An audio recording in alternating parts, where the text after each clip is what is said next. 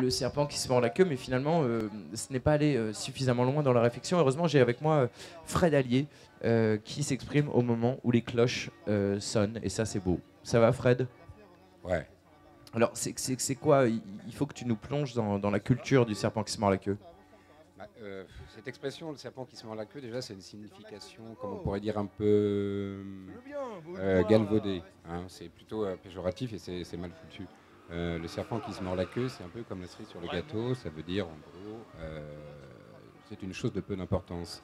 Alors que le symbole du serpent qui se mord la queue, c'est une image qui remonte à des temps immémoriaux, millénaires, partagée par un grand nombre de populations de par le passé.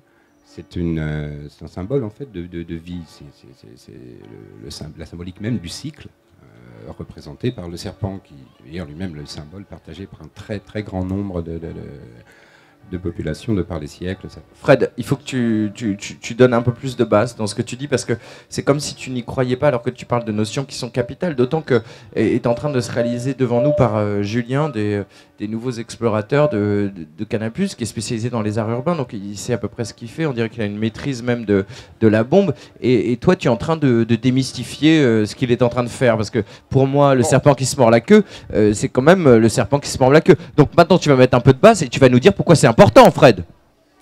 Moi c'est William.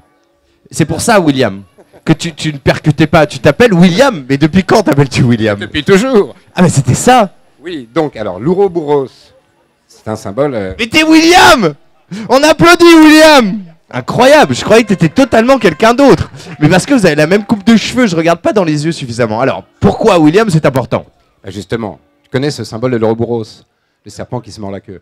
Le symbole mythique du cycle, le grand cycle de la vie, représenté, symbolisé par le serpent, qui est lui-même d'ailleurs l'animal symbolique d'un très grand nombre de populations autochtones, indigènes, mystiques, mythiques, grandioses. Ça va de l'Amérique du Sud jusqu'en... Et ça veut dire quoi? C'est le symbole le symbole du cycle de la vie, la régénérescence, le karma. Ça se lie à tout ça. C'est le début, c'est la fin. Le serpent qui se mord la queue, c'est la fin du serpent qui se mord la queue. Mais en même temps, c'est le début du serpent qui se mord la queue. C'est un peu ça. Voilà pour un éclairage totalement éblouissant et j'aurais envie de dire translucide. Je vous prie tous d'applaudir le serpent qui se mord la queue.